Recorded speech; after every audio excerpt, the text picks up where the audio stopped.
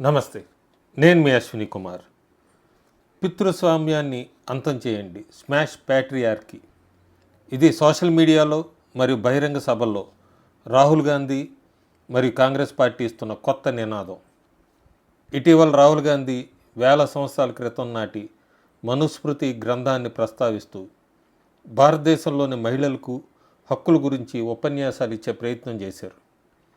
అసలు నేటి భారతీయ సమాజంలో అసమానతలకు అదే ప్రధాన కారణమని చిత్రీకరించే ప్రయత్నం కూడా చేశారు.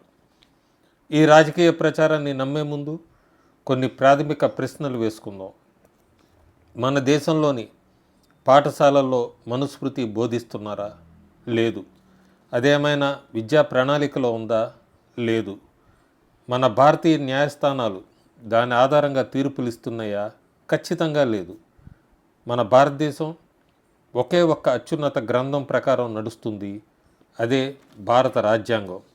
ప్రధాని మోడీ పార్లమెంట్ సాక్షిగా రాజ్యాంగమే తనకు ఏకైక పవిత్ర గ్రంథమని అనేకసార్లు స్పష్టం చేశారు. మరి అలాంటప్పుడు వేల సంవత్సరాల నాటి ఒక పాత గ్రంథాన్ని ఇప్పుడు ఎందుకు తెరపైకి తీసుకొస్తున్నారు కాంగ్రెస్ పార్టీ వాళ్ళు?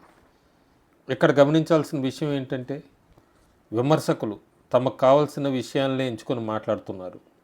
మనుస్మృతిలో మహిళలకు అత్యున్నత గౌరవం ఇచ్చే శ్లోకాలని వారు సౌకర్యవంతంగా విస్మరిస్తున్నారు. ఉదాహరణకి మనం అధ్యాయం 3 శ్లోకం 56 తీసుకుంటే, ఎత్ర నారస్తు పూజ్యంతే రమంతే తత్ర దేవత, ఎత్రాతాస్తు న పూజ్యంతే సర్వాస్త్ర ఫలక్రియ. ఎక్కడైతే మహిళల్ని పూజింపబడతారో, గౌరవించబడతారో అక్కడ దేవతలు నివసిస్తారు. ఎక్కడైతే వారిని గౌరవించరో అక్కడ చేసే ప్రతి పని నిష్ఫలమవుతుంది. అలాగే మహిళల రక్షణ గురించి చెప్పిన మరొక ప్రసిద్ధి శ్లోకం కూడా ఉంది.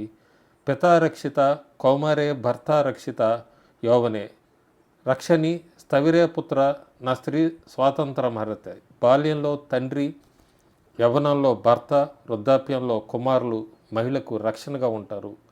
మహిళను ఎప్పుడూ రక్షణ లేని అనాథగా వదిలేయకూడదని.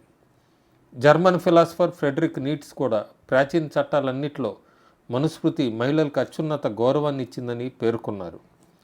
మనుస్మృతి నేటి భారత్లో చట్టం కాదు. దాన్ని చదివేవారు కానీ దాన్ని అనుసరించేవారు కానీ దాదాపుగా లేరు. దాని పేరు మీద నేడు ఎలాంటి యుద్ధాలు జరగటం లేదు. కానీ హిందూ వ్యతిరేక శక్తులు మాత్రం దాన్నే పట్టుకొని రాజకీయాలు చేస్తున్నాయి. కానీ అదే సమయాల్లో ఇతర మతాల్లో చట్టాల్లోని పితృస్వామ్య విధానాలు వీరు నోరు వెప్పరు. ఈ ద్వంద్వనీతి ఎందుకు? వివరంగా చూద్దాం. రాహుల్ గాంధీకి నిజంగానే పితృస్వామ్యాన్ని అంతం చేయాలని ఉంటే ఇతర మతాల వ్యక్తిగత చట్టాల దగ్గరికి వచ్చేసరికి ఆయన ఎందుకు మౌనంగా ఉంటారు? షరియత్ లేదా క్రిస్టియన్ పర్సనల్ లాస్ గురించి ఎందుకు ఒక్క మాట కూడా మాట్లాడరు? ప్రస్తుతం అమల్లో ఉన్న కొన్ని వ్యక్తిగత చట్టాల వాస్తవాలను చూడండి. ఆస్తి హక్కులు. ముస్లిం పర్సనల్ లా ప్రకారం పురుషుడితో పోలిస్తే మహిళకు ఆస్తిలో సగం వాటా మాత్రమే లభిస్తుంది. ఇది పితృస్వామ్యం కాదా? పిల్లల సంరక్షణ అంటే కస్టడీ. విడాకులు తీసుకున్న మహిళ తన బిడ్డకు మహరాం అంటే సమీప బంధువు కాని వ్యక్తిని పెళ్లి చేసుకుంటే ఆ బిడ్డ కస్టడీని కోల్పోయే ప్రమాదం ఉంది. ఇది పితృస్వామ్యం కాదా? మసీదుల ప్రవేశం.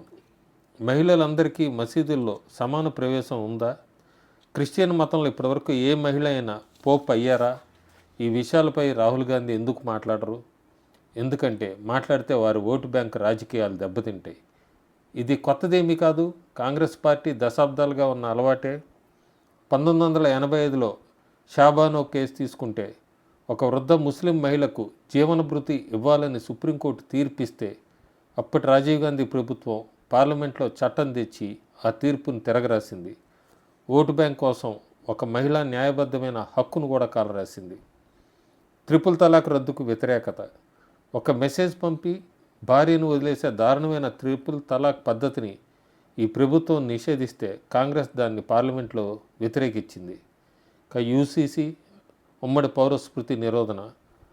మతంతో సంబంధం లేకుండా మహిళలందరికీ ఆస్తి, వివాహం, విడాకుల్లో సమాన హక్కులు ఇచ్చే యూసీసీని కాంగ్రెస్ నిరంతరం వ్యతిరేకిస్తోంది. ఆర్టికల్ 370 ద్రోహం. దశాబ్దాలుగా జమ్మూ కాశ్మీర్లో ఆర్టికల్ 370 కారణంగా అక్కడ మహిళ బయట వ్యక్తిని పెళ్లి చేసుకుంటే తన ఆస్తి హక్కును కోల్పోయేది. మోడీ ప్రభుత్వం ఆర్టికల్ 370ని రద్దు చేసి మహిళలందరికీ కూడా సమాన హక్కులు కల్పిస్తే రాహుల్ గాంధీ దాన్ని తీవ్రంగా వ్యతిరేకించారు. మహిళలకు సమాన చట్టపరమైన హక్కులు ఇచ్చే ప్రతి చట్టాన్ని వ్యతిరేకిస్తూ వీళ్ళు మహిళా సాధికారత గురించి మాట్లాడడం కేవలం రాజకీయ అవకాశవాదం తప్ప మరొకటి కాదు. కేవలం ప్రాచీన గ్రంథాలపైనే కాదు, భారతీయ సంస్కృతి మరియు సనాతన ధర్మంపై కాంగ్రెస్, దాని మిత్రపక్షాలు నిరంతరం విమర్శలు చేస్తూనే వస్తున్నాయి. భగవత్ తీవ్రవాదం, సాఫ్రాన్ టెర్రర్ కోట్లాది మంది పౌరుల విశ్వాసాన్ని దెబ్బతీసేలాగా సాఫ్రాన్ టెర్రర్ అనే పదాన్ని ప్రచారంలోకి తీసుకొచ్చారు. 26/11 కథనాలు, ముంబై దాడుల సమయంలో తీవ్రవాది అజ్మల్ కజబ్ చేతికి కాషాయ దారాలు కలావా కట్టి ఆ దాడిని హిందువులపై నెట్టేసే కుట్ర జరిగిందని మాజీ హోంశాఖ కార్యదర్శి ఆర్వీఎస్ మణి వెల్లడించారు. కమ్యూనల్ వైలెన్స్ బిల్, యూపీఏ హయాంలో తెచ్చిన ఈ బిల్లు ప్రకారం ఏ అల్లర్లు జరిగినా మెజారిటీ వర్గాన్నే నేరస్తులుగా భావించే విధంగా చట్టాన్ని రూపొందించే ప్రయత్నం చేశారు. శక్తిపై వ్యాఖ్యలు, తమ పోరాటం శక్తికి వ్యతిరేకమని రాహుల్ గాంధీ బహిరంగంగా అన్నారు. కానీ మన సంస్కృతిలో శక్తి అంటే పవిత్రమైన స్త్రీ రూపిణి. సనాతన ధర్మ నిర్మూలనపై మౌనం. డిఎంకే నాయకుడు ఉదయనిధి స్టాలిన్ సనాతన ధర్మాన్ని నిర్మూలించాలి అని వ్యాఖ్యానించినప్పుడు రాహుల్ గాంధీ పూర్తిగా మౌనం వహించారు. వందేమాతర వివాదం, వందేమాతర గీతంలో దుర్గామాత, లక్ష్మీదేవి, సరస్వతీదేవిల ప్రస్తావన ఉన్న చివరి 4 చరణాలని తొలగించి మొదటి 2 చరణాలనే పాడాలని కాంగ్రెస్ నిర్ణయించింది. మహిళలను గౌరవించే విషయంలో కాంగ్రెస్ నాయకులు సొంత రికార్డులు ఎలా ఉందో చూద్దాం ఒకసారి. రాజస్థాన్, కర్ణాటక వంటి రాష్ట్రాల్లోని కాంగ్రెస్ నాయకులు మహిళలపై జరిగిన నేరాల పట్ల అత్యంత బాధ్యతారహితమైన వ్యాఖ్యలు చేశారు. భారతదేశంలో తొలి గిరిజన మహిళా రాష్ట్రపతి శ్రీమతి ద్రౌపది ముర్ముజీని ఉద్దేశించి రాష్ట్రపతి బేచారి అని ఇతర అవమానకర పదాలను ఉపయోగిస్తూ వ్యాఖ్యలు చేశారు. లడ్కీ హూ, లడ్ శక్తి హూ అనే నినాదాలు ఇవ్వటం తప్ప సొంత పార్టీలోనే మహిళా నాయకులకి సరైన రాజకీయ ప్రాధాన్యతను కూడా ఇవ్వటం లేదు. ఇప్పుడు రాజకీయ ప్రసంగాల్ని పక్కన పెట్టి గత 10 ఏళ్లలోని అధికారిక గణాంకాలని, వాస్తవాల్ని చూద్దాం.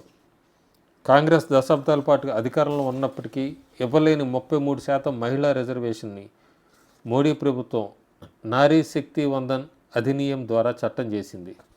గత 10 ఏళ్లలో భారత్లోని మహిళల జీవితాల్లో వచ్చిన మార్పులు ఇవే. రక్షణ రంగం చూస్తే రక్షణ రంగంలో మహిళలు, భారత వైమానిక దళంలో మహిళలు ఇప్పుడు ఫైటర్ జెట్లు నడుపుతున్నారు. నేషనల్ డిఫెన్స్ అకాడమీ సైనిక పాఠశాలల తలుపులు బాలికల కోసం తెరుచుకున్నాయి. ప్రస్తుతం 11,000 మందికి పైగా మహిళలు భారత సాయుధ దళాలు సేవలు అందిస్తున్నారు. కార్మిక సంస్కరణలు, పని ప్రదేశాల్లో భద్రత ఇవన్నీ చూసుకుంటే ప్రసూతి సెలవులను 12 వారాల నుంచి 26 వారాలకి పెంచారు. 50 లేదా అంతకంటే ఎక్కువ మంది ఉద్యోగులు ఉన్న సంస్థల్లో క్రచ్ అంటే పిల్లల సంరక్షణ సౌకర్యాన్ని తప్పనిసరి చేశారు. నైట్ షిఫ్ట్లో పనిచేసే మహిళలకు రవాణా మరియు భద్రతను తప్పనిసరి చేస్తూ చట్టాలు చేశారు. ఆర్థిక స్వాతంత్రం, వ్యాపార రంగం ఒకసారి చూసుకుంటే పీఎం ముద్రా యోజన కింద ఈ రుణాలు పొందిన వారిలో 70% కంటే ఎక్కువ మంది మహిళలే. 38 కోట్లకు పైగా రుణాలు మహిళలకు అందాయి. లఖ్పతి దీదీలు, స్వయం సహాయక బృందాలకు చెందిన 3 కోట్లకు పైగా గ్రామీణ మహిళలు లఖ్పతి దీదీలుగా మారారు. 2029 నాటికి వీరి సంఖ్య 6 కోట్లకు చేర్చడమే లక్ష్యం. డ్రోస్ దీదీలు 15,000 కంటే ఎక్కువ మంది మహిళా స్వయం సహాయక బృందాలకు వ్యవసాయ డ్రోన్లో శిక్షణ ఇచ్చి సాంకేతిక సాధికారత కల్పించారు. ఆస్తి హక్కులు, ఆత్మగౌరవం, పీఎం ఆవాస్ యోజన కింద నిర్మించిన 3.84 కోట్ల పైగా ఇళ్లని ఇళ్లలోని మహిళల పేరునే రిజిస్టర్ చేశారు. హాజ్ నిబంధనల సవరణ, ముస్లిం మహిళలు పురుషుతోడి అంటే మహరం లేకుండానే హాజ్ యాత్రకు వెళ్ళేలాగా నిబంధనలు సవరించారు. స్వచ్ఛ భారత్, ఉజ్వల 11 కోట్లకు పైగా మరుగుదొడ్లు, 10 కోట్లకు పైగా గ్యాస్ కనెక్షన్లు ఇచ్చి గ్రామీణ మహిళల ఆరోగ్యానికి, భద్రతకి ప్రాధాన్యత కల్పించారు. హోంమంత్రి అమిత్ షా చెప్పినట్లుగా శాంతి భద్రతలు బాగున్నా గుజరాత్ వంటి రాష్ట్రాల్లో నవరాత్రి ఉత్సవాల సమయంలో అర్ధరాత్రి వేళ కూడా మహిళలు నగలు ధరించి సురక్షితంగా ఇళ్లకు వెళ్ళగలుగుతున్నారు. మహిళలు ఆర్థికంగా ఎదగటానికి, ఉద్యోగాలు చేయటానికి అసలైన భద్రతే పునాది. వాస్తవాన్ని స్పష్టంగా అర్థం చేసుకుందాం. భారతదేశం వేల సంవత్సరాల క్రితం నాటి గ్రంథాల ఆధారంగా నడవట్లేదు. మన దేశం భారత రాజ్యాంగం ఆధారంగా నడుస్తోంది. అది ప్రతి పౌరుడికి సమాన హక్కుల్ని కల్పిస్తుంది. మీరు నిజంగానే పితృస్వామ్యాన్ని అంతం చేయాలనుకుంటే మతంతో సంబంధం లేకుండా మహిళలందరికీ సమాన హక్కులు ఇచ్చే ఉమ్మడి పౌరస్మృతి యూసీసీకి మద్దతు ఇవ్వండి. అన్ని మతాల కుమార్తెలకు ఆస్తిలో సమాన వాటా ఇవ్వాలని డిమాండ్ చేయండి. రాజకీయ లాభాల కోసం ప్రాచీన సంస్కృతిపై దాడులు చేయటం ఆపండి. సౌకర్యవంతమైన విమర్శలు చేయటం సామాజిక సంస్కరణ అనిపించుకోదు. అది కేవలం ఓటు బ్యాంక్ రాజకీయం మాత్రమే. భారతీయ మహిళలు ఆర్థికంగా చట్టపరంగా బలంగా తయారైనప్పుడే నిజమైన భారత్ పురోగమిస్తుంది. ఈ విషయంపై మీ అభిప్రాయం ఏంటి? భారతదేశంలోని మహిళలందరికీ సమాన హక్కులు కల్పించడానికి యూసీసీని తక్షణమే అమలు చేయాలా? మీ అభిప్రాయాన్ని కామెంట్ రూపంలో తెలియచేయండి. ఈ వీడియోని షేర్ చేయండి. చాలామంది నా ఆరోగ్యం గురించి అడుగుతున్నారు. ఆరోగ్యం అంతా బాగానే పాజిటివ్గానే ఉంది, కానీ కొన్ని రోజులు పడుతుంది, నీరసంగా ఉన్నాను. త్వరలోనే మీ ముందుకి వీడియోస్ ద్వారా మళ్ళీ మీ ముందుకు వస్తాను. Thank you.